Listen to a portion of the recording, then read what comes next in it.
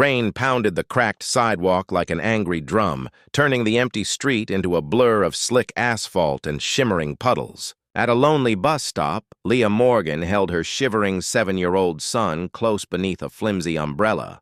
The night wind howled, slicing through her thin coat, carrying the sour smell of wet concrete and exhaust. The bus was late, again, and she silently cursed the clock ticking toward midnight. Headlights cut through the storm. A black luxury sedan swerved around a corner, spraying a wave of muddy rainwater across the curb. Leah barely had time to pull her son back before the splash drenched them both. She gasped, clutching her umbrella as the car screeched to a sudden stop a few yards away. Through the misted windshield, a man's face appeared, sharp-jawed, olive-skinned, framed by slick, dark hair. The driver's door opened and a tall figure stepped out into the rain, an umbrella snapping open above his head. His tailored charcoal coat and polished shoes gleamed against the wet pavement. "Are you all right?" the man called, his deep voice carrying over the wind. Leah tightened her grip on her son and forced a brittle smile. "We're fine." But then the man's eyes fell to the boy's jacket. A Navy school blazer, the crest of St. Edmund's Academy barely visible beneath the rain. The stranger froze. For an instant his face, a mask of wealth and composure, cracked. That crest. He knew it too well. Hours earlier, Daniel Reyes had been driving home from a late board meeting at his investment firm. He had signed the final papers for the school's new scholarship fund, the same school he'd been quietly supporting for years under a private foundation no one connected to his name. He funded it because it mattered. Because once, long ago, a woman had made him believe in something better, until he walked away.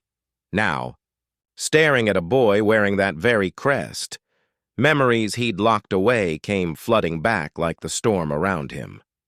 The boy tilted his head curiously, eyes wide and questioning, a perfect echo of eyes Daniel had once looked into with love. Eyes that belonged to...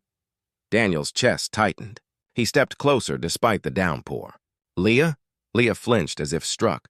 Her breath caught, and for a heartbeat the roar of the rain seemed to fade. "Daniel," she whispered. 1 minute into this story, I want to invite you to stay with us to the end, because what happens next will change everything. If you're moved by stories of love, loss, and redemption, please like and subscribe to Broken Chain so we can continue sharing these powerful journeys.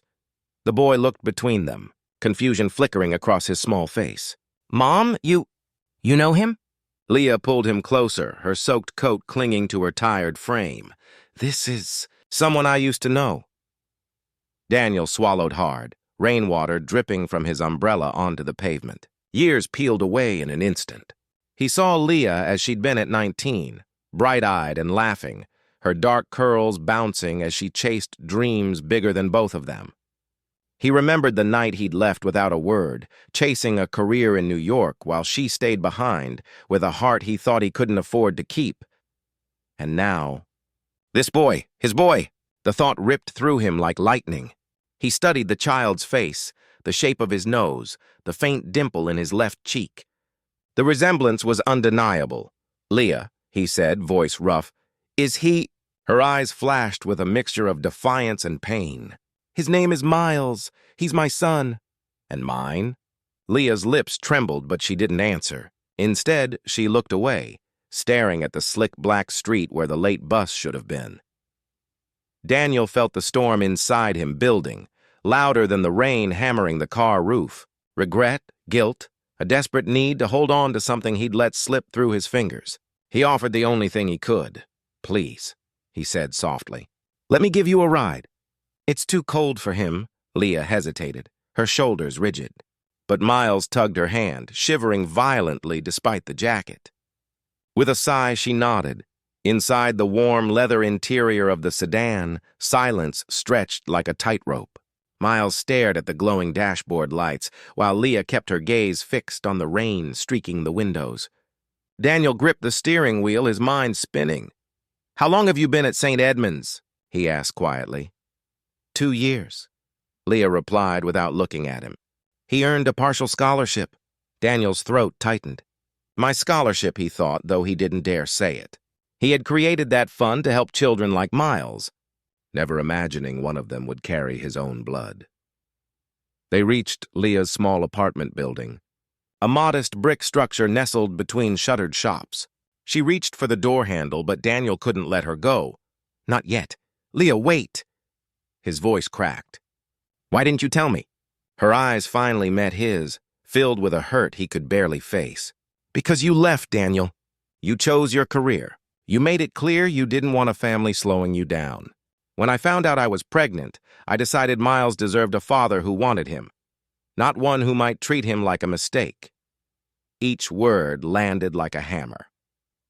Daniel's chest ached with the weight of choices made in arrogance. "I was wrong," he whispered. "I was scared. I thought I had to prove myself first. But not a day has passed that I haven't thought of you."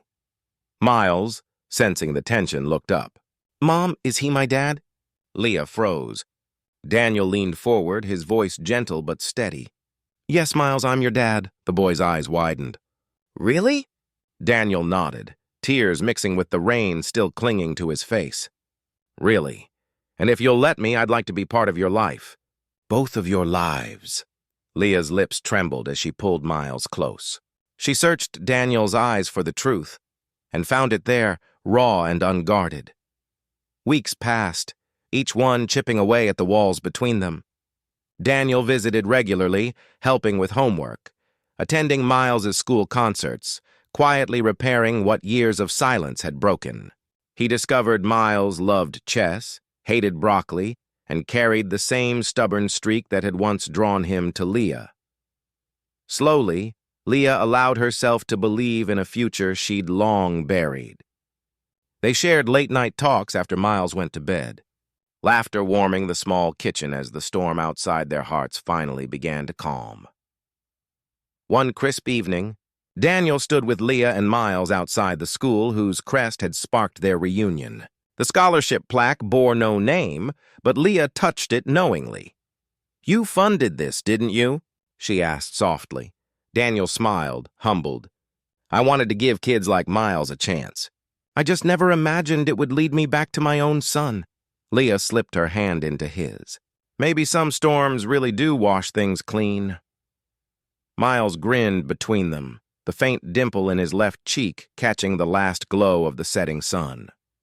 For the first time in years, Daniel felt whole. The rain had brought him back to the family he never knew he needed, and the love he would never let go again.